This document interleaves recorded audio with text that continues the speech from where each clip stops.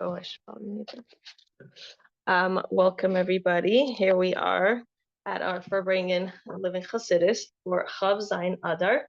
The topic was connecting to the Rebbe even when it seems challenging. So I think it's a really, on the one hand, it's a topic that is near and dear to our generation. It's like we're always working towards connecting to the Rebbe in this day and age.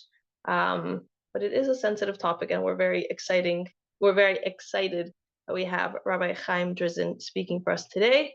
And we want to say a special thank you to our Farbrengen sponsor, Rachel, in honor of her birthday. She should have Shnas Hatzlacha and Bracha and only revealed good, and we should share in good news. So thank you, Rabbi Drizin, for speaking for us again.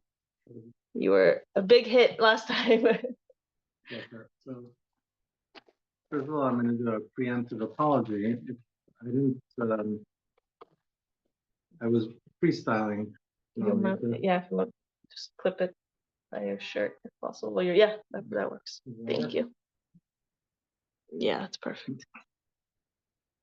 I told you my day job is not as a rabbi, so every once in a while someone will nudge me to give a share and I'll prepare it, but Farbrengen is more freestyle, and not being a pulpit rabbi, that's what I'm more comfortable with. So, and I think that's usually the structure of a Farbrengen, that everyone has their own ways. So if I spoke to you last time, I not necessarily wrote down what stories I told you, what I didn't. So I apologize if I repeat a story and you know it. My apologies. I'm excited to hear it again. Okay. So it's we're coming from Chav Zayin Adar, right? So that's one of the points of the Farbrengen. For myself and my wife, Chav Zayin Adar is a little poignant because at least the second Chav Zayin Adar was the middle of our Sheva Brachos. So we got married on Chav Hey Adar 31 years ago, and then the second Sheva Brachos. So it was in Australia, and we got news of Chav Zayin Adar, which was the Rebbe's had a stroke. But Chav Hey Adar was the Rebbe's birthday. That's it was connected to that. But if you're talking about struggling with, I wasn't aware that was the topic. But if you're talking about struggling, so that was a point that was driven home at that time. There's an interesting sikha of the Rebbe where he actually he has an interesting question there. He says, why do miracles happen in the world? If God created the world with teva, with nature, and teva is godliness also, so why do you need a miracle? Every once in a while there's an open miracle, an open mess that happens. I don't remember why he spoke about this. Maybe it was in relation to the 6-day war. Off the top of my head, I don't remember the event. But the Rebbe was addressing miracles, and he said, why does a miracle have to happen? If everything is godliness, what's the difference between a miracle and your day-to-day life? Right? The sun rises, it's a miracle also. So the Rebbe says a fascinating thing, and he says it in English in the Sikha. He says, because if not, the world would be boring. He uses the word boring, right? Which I find fascinating, right? And what does the Rebbe mean there? Let's explain this concept, is that we're human beings. And we're finite human beings. And yes, everything is godliness. And if you meditate and you delve into it and you think about it, you will come to that realization. But being human beings, every once in a while, we need to see something, right? We need to have something that we can grab onto. So therefore, according to the Rebbe, in order that the world shouldn't be boring, he makes a miracle every once in a while to just remind you of where things are at. Why am I telling you this story? Because, obviously, after Chav Zayin Adar and Gimel Tammuz and all these things that have happened in the last 31 years, sometimes it gets difficult, right? We're human beings, and we have to be able to see past past the haze and the fogginess, right? So so every once in a while, at least to me, I always find that there's something that comes your way that reminds you of it. Like I even remember, as just one example, I forget what it was. It could be I was in a lousy mood. It was maybe after my father was next door or something like that. And I was speaking to a friend of mine, and it was this conversation me and a friend were having, and it was via phone, right? We were all locked into the houses with the COVID, and maybe I came across very sour. I was telling, we miss having the Rebbe on a day-to-day basis. Remember, I grew up here, where the Rebbe was the rabbi of our shul, right? And I was sort of venting to him, right? That that this is hard. And the minute I hung up the phone, boom, my phone pings, and someone sends me a picture of me getting a kosher bracha from the Rebbe that he just found. This is a person who I didn't speak to maybe in 10 years before that. And that exact moment decided to send me a picture of getting kosher bracha. So I said, okay, I got it. And there were certain things I remember. As I might have told you last time, I as a bacher I got sent to South Africa on shluchos for 2 years, and we didn't come back. And I remember one of the things that hit me a little hard was Pesach time. Why? Because we always used to go up and get matzah from the Rebbe. They would give out matzah. Later, he switched it, and they gave it to the koil. People used to give it out, but for many years you got matzah directly from the Rebbe, and later on you got it through the koil members, but it was still matzah from the Rebbe. And I remember feeling before Pesach that, not down, but it would be nice to get that matzah from the Rebbe. And I remember that night I went to sleep. I'm not a guy who dreams much or remembers my dreams. And I'm standing in back of 770, and the Rebbe comes out and gives me a box of matzahs. Wow. And it was such a vivid dream that I woke up and I was like looking around, where's my matzah? And then I realized, oh, it's a dream, right? Now, people could say because I was thinking about it and so on, but this was the dream. The only other time that something like that happened is I have a daughter, Mushka, and she's 15 years old now, and after she was born, we named her Mushka.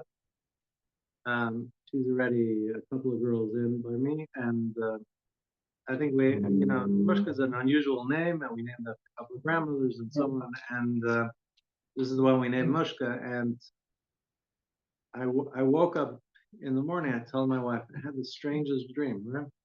And when I'm sitting in a garden and I'm holding the baby, and this regal-looking woman comes over to me, smiling, and I'm saying, I don't know who this woman is, and so on. I was just smiling, and my wife just points out, "You don't know who the woman is?"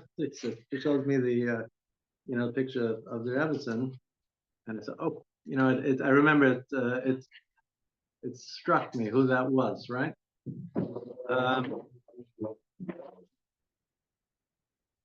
There was so every once in a while there's a little message that comes in different ways.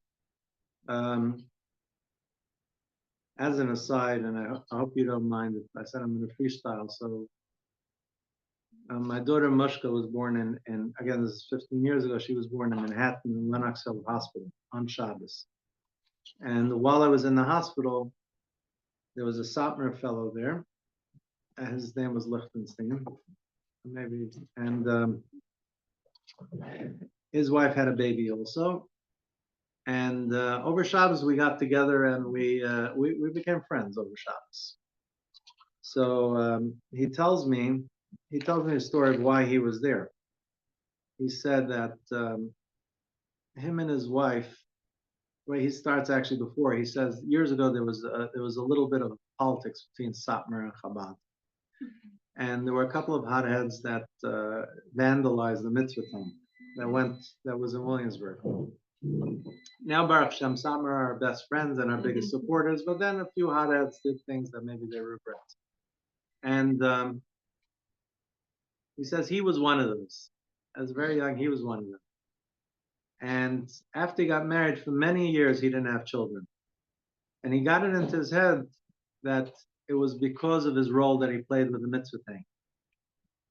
So he decided he needs to ask forgiveness. So he gathered 10 people. I heard the story from him. He gathered 10 people and he went to the oil and he asked for mechila, for forgiveness, b'ravim. And he says, 9 months later, I'm here with you in the hospital. Oh my God. That's the story the guy told me. That's as I'm going to sidetrack with Mushka. I don't know how many people are in Machan Yahadus, but my wife told me she taught a Sikha there. Chof is Schwarze, right? So you know the Sikha? No? Yeah. Okay, and I'm not gonna relearn the whole Sikha with you, but there's a point there. She might have told you the story because I told it to her. So one of the points that Rebbe makes in the Sikha, the Rebbe talks about the role of women in this world, and it's very interesting. The Rebbe talks about Adar Allah Yisbarach B'Tafeh. He talks about the dwelling place on this world, right? This is living Chassidus. Chassidus 101. You make a dwelling place here on this world. Interestingly enough, there is in Likkutei Sichos there is a famous Shavua Sikha, where it's a fascinating halachic analysis that the Rebbe does about. He talks about the argument between the Jews and the Malachim and the angels about receiving the Torah, where the angels wanted that God should give them the Torah, and the Jews, God was arguing with them why the Jews should get the Torah. One of their complaints were that they are bar metzra. Bar metzra, there's a halachic concept that if you have a house or a field, right, and you want to sell it, and the neighbor wants to buy the field, halachically you're obligated to sell it to the neighbor. Why? Because he has the field right next door. It makes the most sense for him to buy that field, and to sell it to someone else would be cruel, and therefore he has a right to buy it first. Yeah, we've used that here in real estate in Crown Heights. Technically, if you go to a din Torah with someone, and the guy sells it to someone else, you can actually call him to a Rav and demand the house back. I know some of them asked the Shiloh if they were selling the house, and they went to Rav to ask if they have to. Wow. There are certain outs. If the other person doesn't have a house and whatever, there are certain outs to it. But the question has to be more nuanced. What is the halacha? Yes, you have to sell it to the neighbor. What do people actually do? Right. It's between them and God. Well, but does it apply to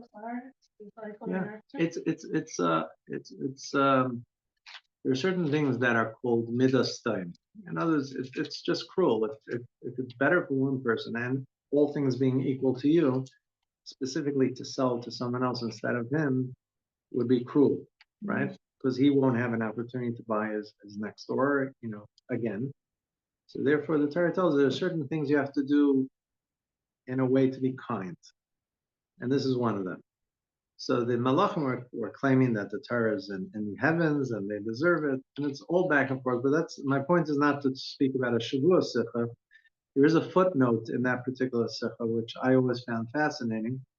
Being my day job is real estate, the Rebbe says that the desire of a person to own a house, its source is in the desire of God to make a dwelling place for himself here on this world. yes. Wow. Yes. He brings it down from a mimer in Samach Vav. Famous Samach Vav is a famous hemshech of Chassidic discourses. If you look, it's in volume Yudches, the Shua Sikha. There's one of the footnotes brings this out that every Jew has an innate desire to own a house. Why? Because God wanted a dwelling place here on this world, and that's why He created people with that desire to have a house.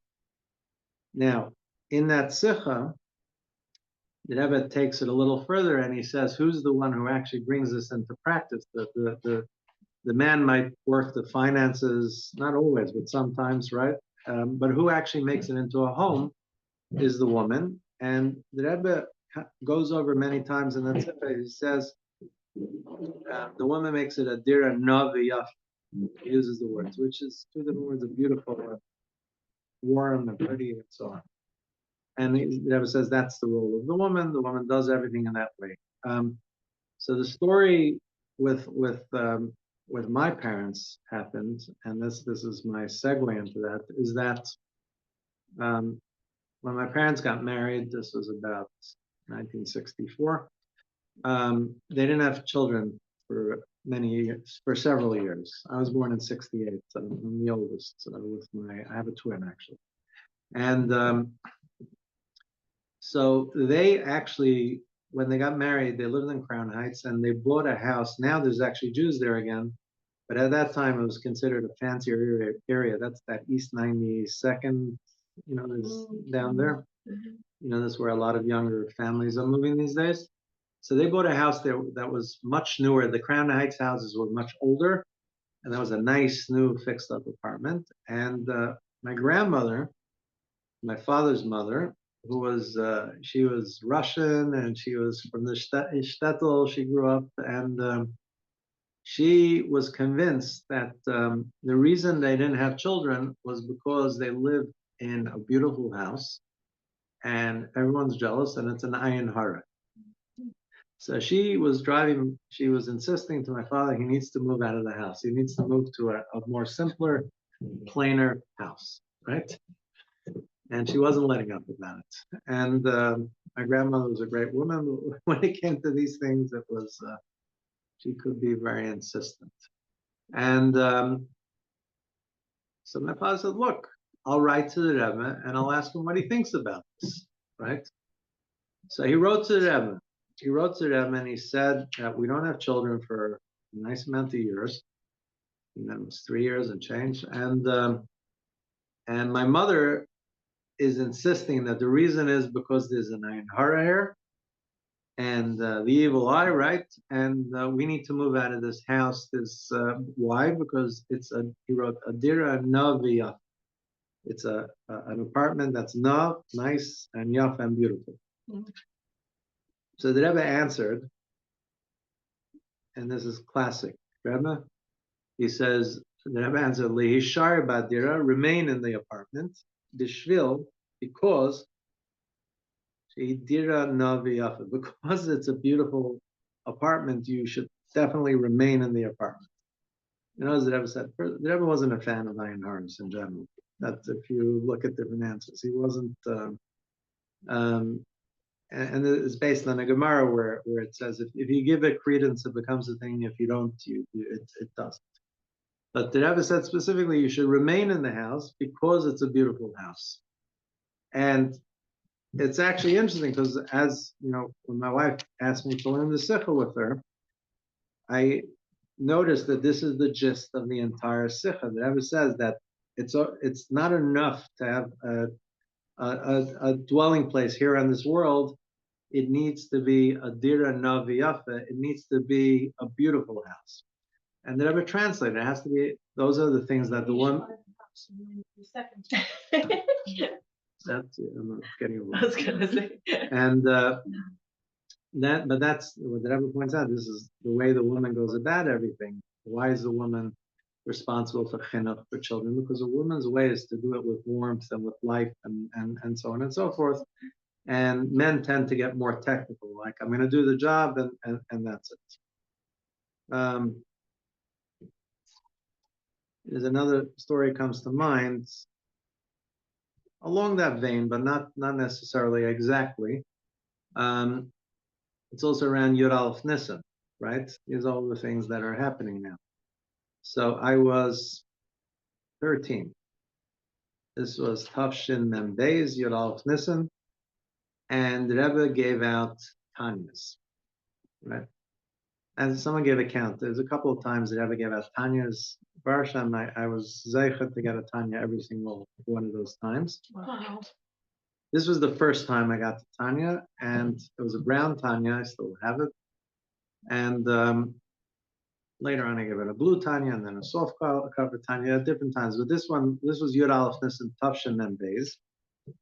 And I was 13. So when I was 13, I was, I felt I was growing up and I was taking things more seriously than I took before I was bar mitzvah. And so what I was doing is that I was giving out a Tanya. There must be something spiritual going on here, right? And after getting onto the lines and making it close to the front, I remember thinking, okay, I'm going to get a Tanya from Devin, something special. And you have to take it very seriously and prepare yourself for it. So it must have actually come across in my demeanor because I was on the other side. Like the Rebbe used to stand, his chair was on one side, so he used to give on the side of where his chair was, and then he would give over the table. Mm-hmm. This is how we used to do the Kaisha Bracha, and so I was on the other side. And I'm standing there waiting to get my Tanya, and the Rebbe sticks out the Tanya to me, and he puts it in my hand. I had it in my hand, and then the Rebbe yanks it back with a smile, right? And I didn't know what that was all about. And I was standing there smiling at me, and then he sticks out the Tanya again, and puts it in my hand. It was a huge smile on his face, right? And I have the Tanya, I think, I don't know what that was about. And again, I have it in my hand, and he yanks it back. It was 2 or 3 times. I don't remember exactly. And then the Rebbe comes like this, all right?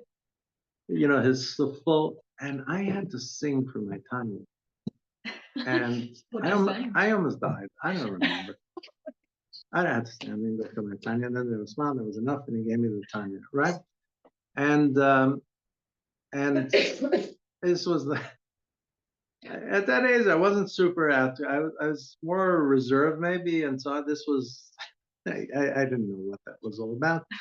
And I remember I came out there after, you push through and you come out to the other side, and there were a few older Chassidim sitting there. First, I thought I imagined the whole thing. And then my cousin, who was a couple of years older than me, who was actually standing, he says, Chaim, I see that Rebbe gave you a hard time, right? So, okay, so that happened, right? And so then I went to a few of the older, wiser, of the day, and I forget who I asked. And I said, what was that all about? What did it ever want from me? So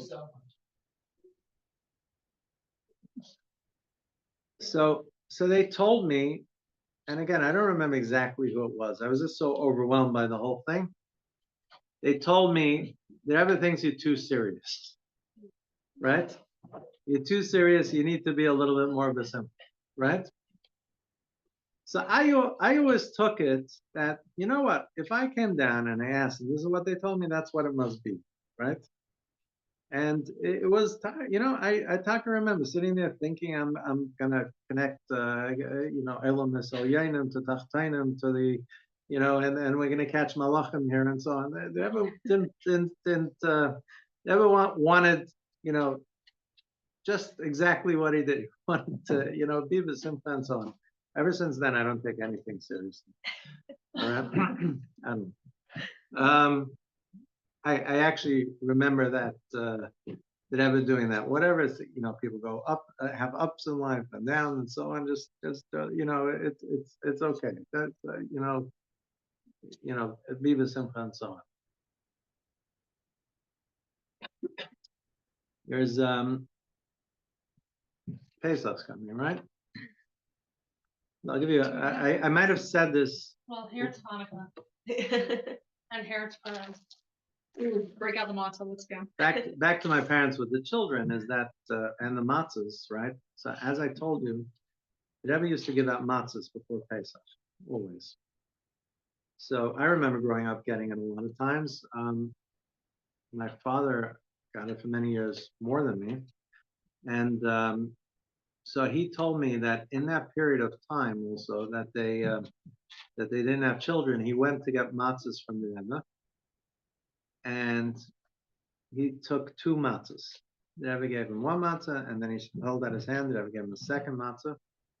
And then as he was walking away, he said, my father's first language was Yiddish. He says, the Rebbe chapped him by Marble. He said, the Rebbe caught him by his Yeah. And he pulled him back. And he said in Yiddish, Farbrengen is the zweite matzah. Well, who is the second matzah? So my father said, it's from my wife. So Rabbi took the matzah away. And he said, das geht zusammen. That goes together. Right?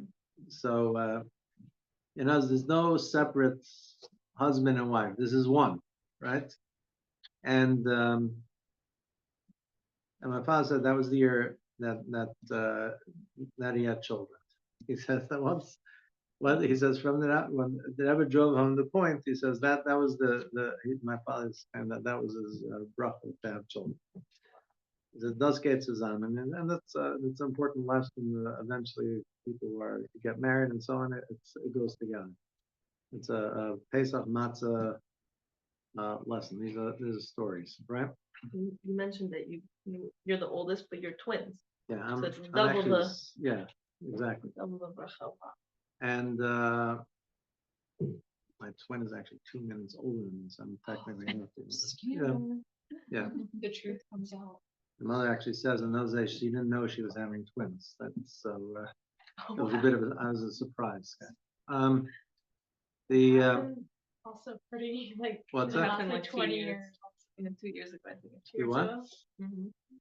Oh, That somebody in Lubavitch family. oh, they didn't know. They didn't My know. mother said she had no idea. She was in shock. Yeah. There's an interesting story that the Rebbe tells. This is also a Pesach Simcha, and so the Rebbe talks about in 1905 there was a war between Russia and Japan. Japan actually won the war later. It was funded by there was a Jewish guy that hated the Tsar, so he funded the Japanese, a guy named Jacob Schiff. Also, he was a New York Jew. He wasn't religious, but I think he actually gave Lubavitch some money way back when. It was but what happens is the Russians sent a lot of Jews to fight against Japan. So they were conscripted and they were sent to the army and they were forced to fight. So they were dug in around the trenches of Shanghai. And the Rebbe Rashab was very active in regards to Jewish soldiers. So one of the things he took to heart and he made sure was that all the Jewish soldiers should get matzah for Pesach. And so he worked really hard and he raised money for it and he collected and he made sure they got it. And most of the Jewish soldiers were able to have matzah for Pesach. So after Pesach, a large group of soldiers got together and they wanted to send a thank you letter to the Rebbe Rashab. This is a story that Rebbe tells. And so they wrote a letter and they thanked the Rebbe Rashab for the matzahs. And they signed it, Soldati, this is in Russian, right, or French. Soldati Akapi Shanghai, the soldiers in the trenches around Shanghai. This is how they signed the letter of thanks to the Rebbe Rashab. The Rebbe Rashab, when he received this letter, he read it and he was very serious. He had a very serious expression, the Rebbe says, when he read this letter. And he started talking about the Baal Shem Tov. He said the Baal Shem Tov used to sign his name Yisrael Me'okov. There are letters from the Baal Shem Tov that exist. Right now it's become the rage for the last couple of years that all these auction houses, they sell books, svarim, and letters, so you can actually go and see these letters from the Baal Shem Tov and so on. I'm sure the Rebbe's library has many of them. I know there's a siddur of the Baal Shem Tov, but the Baal Shem Tov used to sign his letters Yisrael Me'okov. Now, if you look at a lot of the history books when they write stories about the Baal Shem Tov, including, strangely enough, the book that they came out from Kahos, which is a Lubavitch book, they say that they'll say the Baal Shem Tov was born in the little town of Akop, and they'll tell you the whole story, right? I think it's a footnote on the bottom. Like, well, Akop actually means. Oh, wait, do they? I'm pretty sure I saw it in Maybe the they footnote. corrected and following, but the original one I Very saw. nice, yeah. So the Sikha the Rebbe says like this, that Akub never existed. There's no such place, Akub. That's why I say it's strange that Lubavitch put out a book that says the Baal Shem Tov was born in the little town of Akub. And so why do Is they it? what? Which book does it say that? I think it's like the newer one, the great, The Great Great Mission. Mission. Great Mission. something like that. Really? Yeah, So I read like a really old one. It The had old so ones- many things that didn't make sense. the Like, old ones so might have many been more wrong correct than the information. new ones. The Sound like a narrator. but the Rebbe says that the Baal Shem Tov was born in a town called Tlust. That's where the Baal Shem Tov actually was born. So where did the mistake come from? Where do people start? Because he used to sign his name Yisrael Ma'akov, Yisrael from Ma'akov, right? So why did he sign his name Yisrael Ma'akov? So the Rebbe explains. The Rebbe says that the Baal Shem Tov's parents were extremely poor people. They couldn't even afford a house, right? And the town they lived in had a wall around it, and it was an ancient wall around the town. And then I believe it was the Crusaders came and they destroyed the wall around the town of Tlust. And they destroyed the wall, and what was left around the town was a ditch. Where the wall used to be, they destroyed the wall, was left a ditch. The Baal Shem Tov's parents were so poor that they lived in the ditch. They made some sort of a dwelling, I guess, in the ditch, and they lived in the ditch. That's how poor they were. And the Baal Shem Tov was actually born in this ditch. He was born in a ditch. So he used to sign his name. The Rebbe says Yisrael Ma'akub, the boy from the ditch, right? Which is an amazing thing if you think about the Baal Shem Tov, right? So the Rebbe says the Baal Shem Tov, you have to understand who the Baal Shem Tov was, right? This is the person who brought the light of Chassidus to the entire world, right? Baal Shem Tov was born right after the times, it were terrible times, right? There was there were massacres taking place, Tach V'Tat, right? The Cossacks were right before, up until the Holocaust, probably the worst massacres the Jews had. Shabtai Tzvi was wreaking havoc amongst the Jews, right? And the Baal Shem Tov was born. The Baal Shem Tov turned it all around. You know, people were lost, people were in a haze, people were, didn't know if they were coming or going. The Baal Shem Tov came and everything changed. He brought light into the world and so on. And the Rebbe says, and this is the boy who was born in the ditch. This is the boy who used to sign his name, Yisrael Ma'akab. He was born in a ditch. How much lower can you get, right? There are poor people, and then there are really poor people, right? And then there's the boy who's born in the ditch. So you're taking someone who was the low of the low in his physical circumstances, and he managed to light up the whole world, right? So this was when the Rebbe Rashab was reading this letter. He told this story. That's why he says he was so patracht. He was so thinking about the answer from the soldiers, that he wanted to point out that from Bira Mikta, from the lowest of the low, you can still light up the whole world. You can still reach the highest of the high. Right?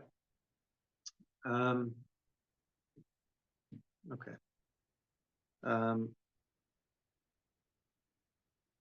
Until 9, right? Okay. I don't know if you want to ask questions, or I can continue. I could go. All right. Yeah, I'm trying to remember which stories I told you last time and which ones I didn't. So not to say it twice. There was again, these are stories that happened around Pesach.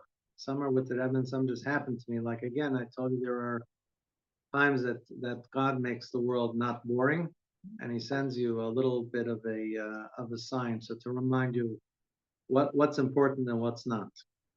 So I live on Carroll Street, and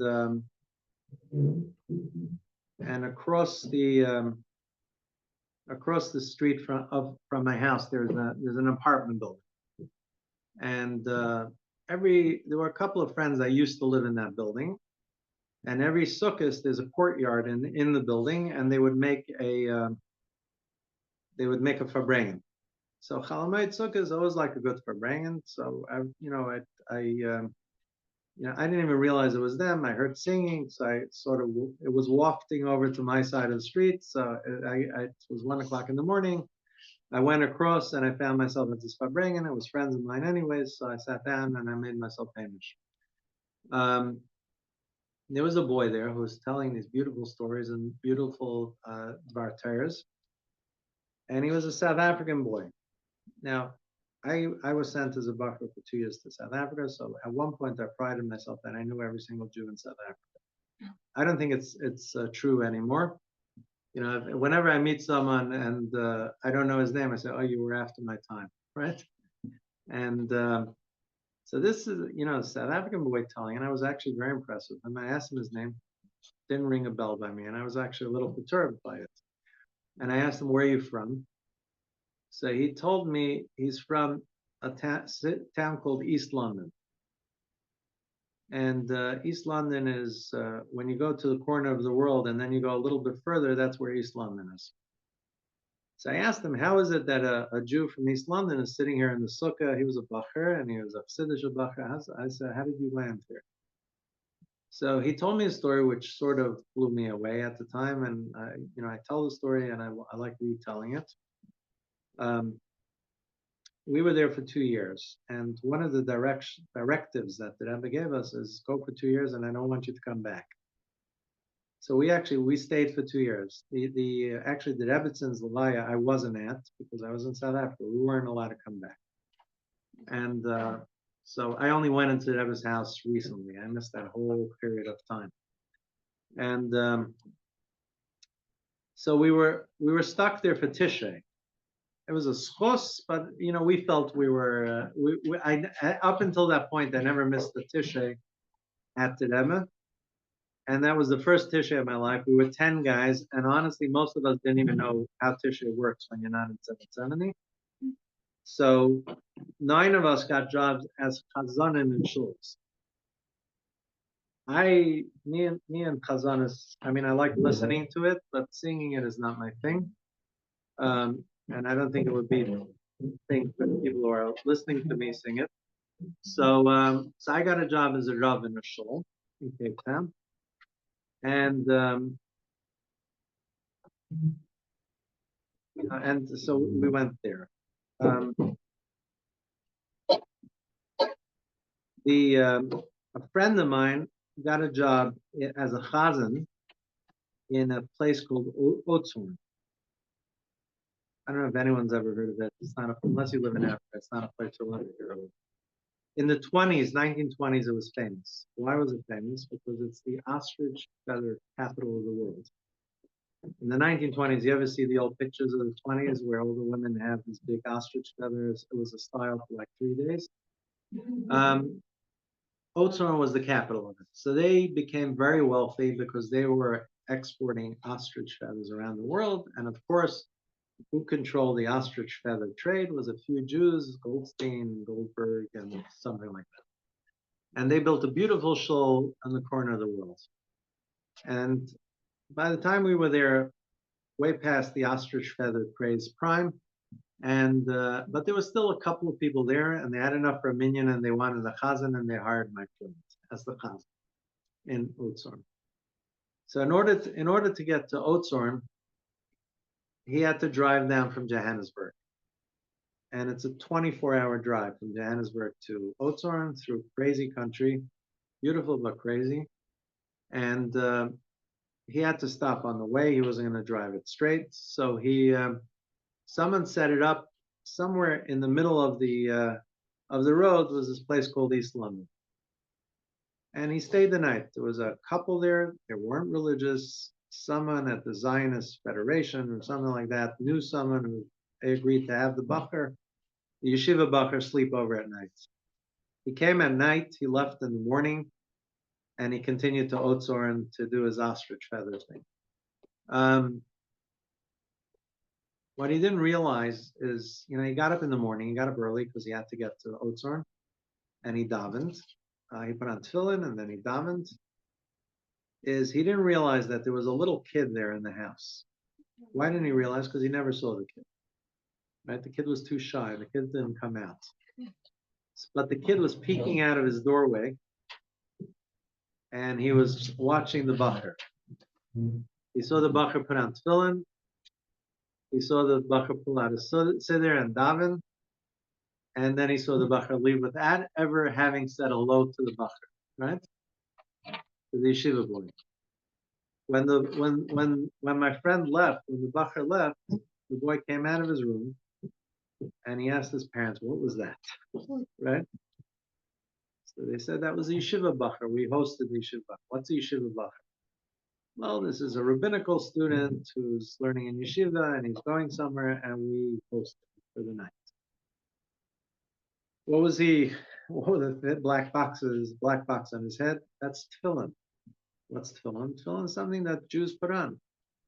The kid asked his parents, "But aren't we Jewish?" Yeah, but we're not that type of Jew, right? What do you mean not that? Do you have tefillin? Yes, I have tefillin, but it's in the closet, and I haven't taken it out since my bar mitzvah. So he said, "Could you show it to me?" Right? And so the father pulls out the tefillin, and the kid asks him to explain it. And it says, "So why, if we're Jewish, why didn't you put it on?" So he humored the kid, and he put on the tefillin. Right? Put on the tefillin, and something happened, and he decided the son liked it, the father liked it, the mother liked it, and they decided to do that again a couple of times, right? Anyways, one thing led to the next, and then they started keeping kosher, then they started keeping Shabbos. The kid ended up in yeshiva in Johannesburg, right? Kid ended up becoming totally frum, and ended up in 770, and then ended up in a sukkah in Crown Heights. Did you connect them? So this is the amazing thing, right? My friend is an accountant in California now. And I called him. I hadn't spoken to him for years, right? We're friends, but it wasn't one of my closer friends, just friendly. And I tell him, I said, "Avramel, do you remember going to East London years and years ago?" He says, "Sure." I said, "You remember who you stayed at?" "Yeah, I stayed at this couple," he tells me. So I said, "Who was in the house?" He says, "It was this couple." I said, "Was there anyone else in the house?" So he goes, "No, absolutely not." I said, "Did they have any kids that you saw?" "Nope, there were no kids." And he remembers clear as day. So I tell him the story. I said, you even have an idea what you've accomplished?" Whoa. Okay. And he was blown away. I was blown away. What actually, it's not the fact that the kids became from happens, right? What sort of really hit home with me is he had no idea. He had no idea that he stopped in a house, he upended an entire family, their entire lives changed for generations, and he had no clue of what he accomplished, right? And this is because the Rebbe told us. Yeah, this is because the Rebbe told us to stay in South Africa and not come home, and we had to find these interesting jobs all over the place. Actually, one of my friends got a job in Stellenbosch, which is wine country. Oh, one of our alumni. There's a shliach there now. Yes. Yeah. Beautiful place. And he thought, who's Stellenbosch? No one's going to know the difference. He decided to redo Kol Nidre to the tune of one of Avram Fried songs. And that didn't go down well. Because actually I was walking in my shul, and someone, the president of Stellenbosch shul tells me, "You want to hear something funny?" He says, "Someone sent me a Chad Gadya tape." In those days there were tapes. You had to send the tape of your singing. And he said, "Say me a Kol Nidre like you've never heard." And I told my friend, "You want to know why you didn't get the job? I'm going to explain to you." There is a tune for it. But my point is that, right, sometimes God makes the world shouldn't be boring. Sometimes you see it, sometimes you don't, right? We got lucky on that time that I saw it, right? Why? Because I met the boy so many years later, and he was able to help me connect the dots and see something that happened. There's 1,000 times more that we don't see, right? There was another time that I used to have we used to right Meftzayim we used to call it. So every Friday we would go on Meftzayim. I went to a place called Bromptontain, which now is you can't walk in there unless you're driving a Sherman tank. And but I had a seder that I would go. I would visit this guy, put on tefillin, that guy, and South Africans are pretty easy with tefillin. And then I would get a share in an insurance company. There was a military building on the corner. I used to pass the military building. This was my route. I used to go the same route every single week together with a friend of mine who's now a shliach in Montreal. And you know Montreal, Krasiansky, Maishi? And you're from Montreal? Okay, Maishi is a good friend of mine. We used to pass this military building on Amishov Street every single week, go give the share in Liberty Life, go put on more tefillin. While we're walking down Amishov Street, there's an Israeli guy runs out, new guy, we hadn't seen him before, and he says, Chabad, come, I want to put on tefillin. So instead of going to the corner and crossing, we were from New York, so we decided we're crossing the middle of the street, because the guy's, so we cross over the street and we start wrapping the guy tefillin, and also the entire building shakes. I didn't even know what it was. He was an Israeli. He knew. He thought. All of a sudden he's under the table, and he says it was a pipe bomb, right? What was it? There was now they run the country. The ANC was a terrorist group in those days, and Nelson Mandela was the head of it,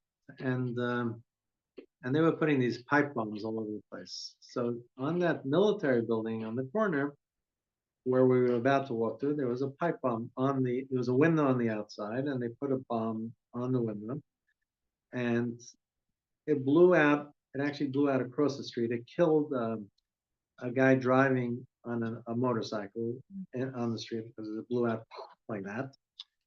And it took me a few minutes to realize that we were actually supposed to be right there, but the Israeli guy came and called us, and he said, come put on tefillin. So we crossed the middle of the street to wrap in tefillin. Right? It was actually funny in a way, because I came home, I never told my parents the story.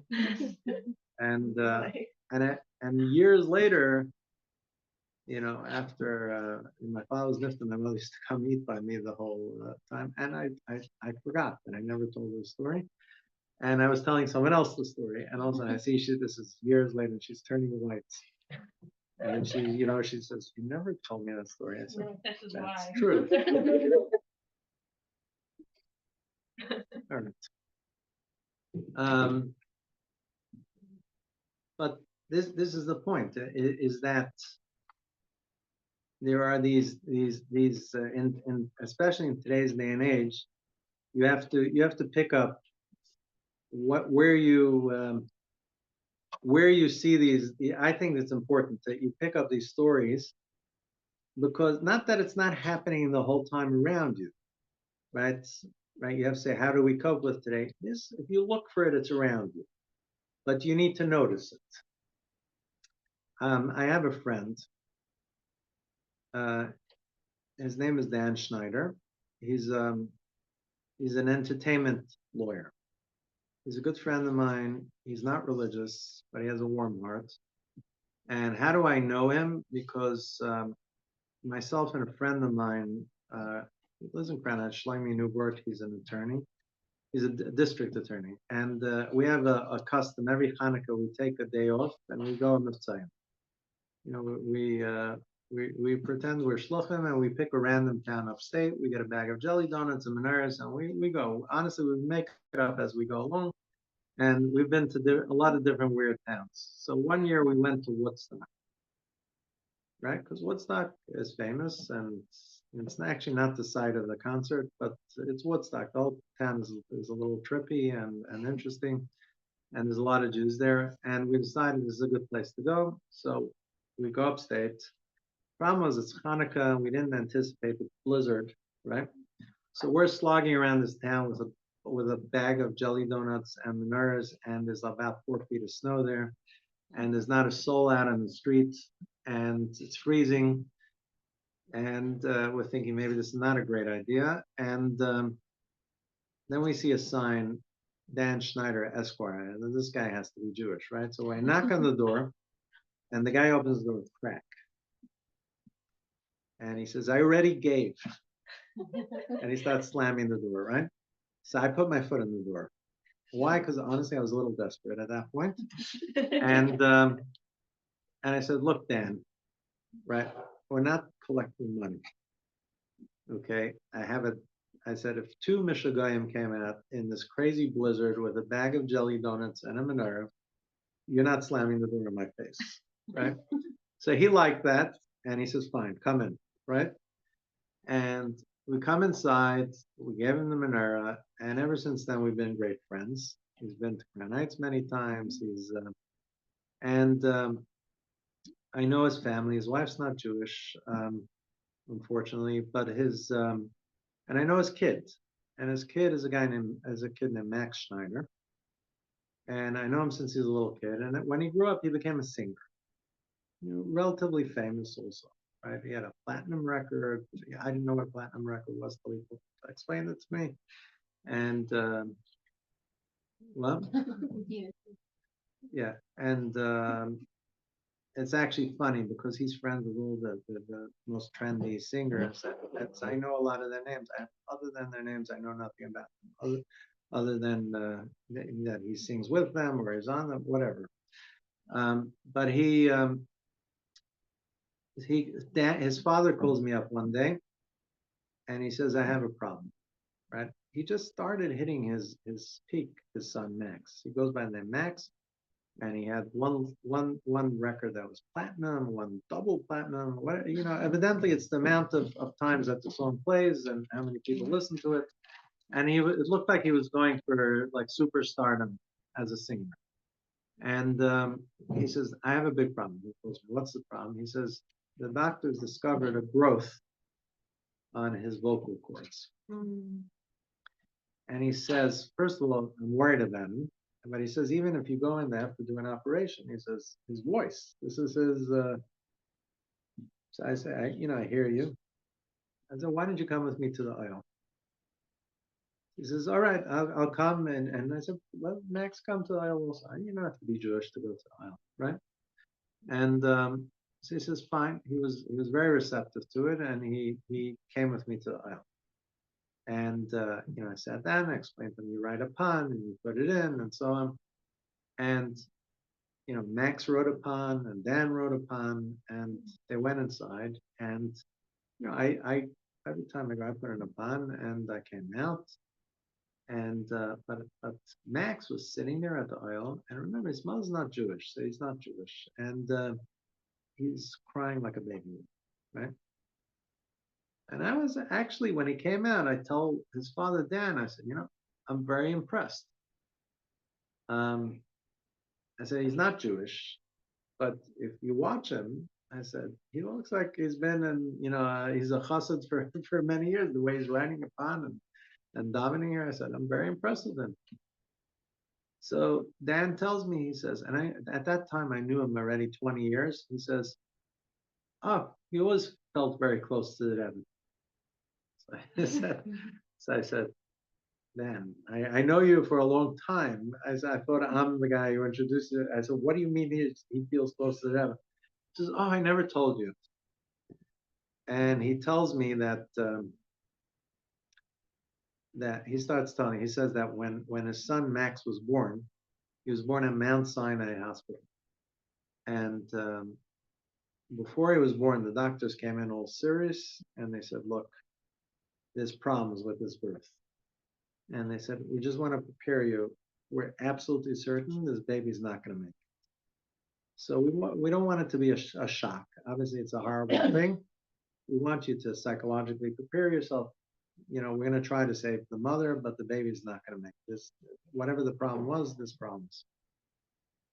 So he says he walked in, he was totally devastated, but he had to, support his wife. So he was in there knowing that this is ending in disaster. In the middle of the birthing process, the doctor looks up and he says, I don't know what just happened. He says, this is an outright miracle. He says, in all my years, and I'm an experienced doctor, this has never happened. But he says, the baby's going to make it. He says, the baby's going to be fine. He says, someone was looking out for you guys. And the baby was born and was fine. It took a long time. And he says it was very, very draining. But he says, the baby was born. Max was born. He says, after he was psychologically and emotionally exhausted. He says, he tells I went out of the room to get some air. And he says, I see right outside my room, he says, there must be 10 or 20 yeshiva boys, and they're saying Tehillim. Right outside where Max is born. What was it? He said, they ever had some sort of a procedure done. And it was kidney, I don't remember what it was. And they brought him to Mount Sinai Hospital, and the Rebbe was in the next room. So the boys were outside, they were saying, tell him. While the Rebbe was in the room, the boys were saying, tell him. He says, right outside where Max was supposed to be, not make it, I had the boys of the Rebbe. He says, they were saying, tell him. He says, and I'm absolutely convinced that that's why Max made it. He says, ever since then, he says, we felt close to them. I said, thanks for that. I said, I know you've been 20 years, and you wait for now to tell me. But anyways, that's story. Max. By the way, his operation was fine. He's still making songs. He didn't go platinum again, but he's still trying. Anyway, but his voice is fine. Anyways, I think it's good. Anything? No questions. I have a question from. Yeah, so I'll just finish. Rabbi Weinberg, Shalom. I once had a shir and I was asking for advice. What was it? It was actually I started a shir that was in that insurance company, and there were young boys and young girls were coming to it, and I was a buffer, and I felt a little uncomfortable because it was more girls than boys. It started becoming, and I wasn't sure maybe do I have to pass this on to a woman or whatever. So I asked him, what do I do? He was an older chassid. He was in Johannesburg at the time. I asked Rabbi Weinberg, what do I need to do here? So he says, you need to encourage more women to come, because if more girls come, more boys will come. I said, fine. And that was number one. Number two is what the point I was saying. He said, and the other thing is, I'll give you says, you need to start your share on time. He says, even more important, you need to finish on time. That was his advice. All right. So that's, we'll call it. Thank you. Okay.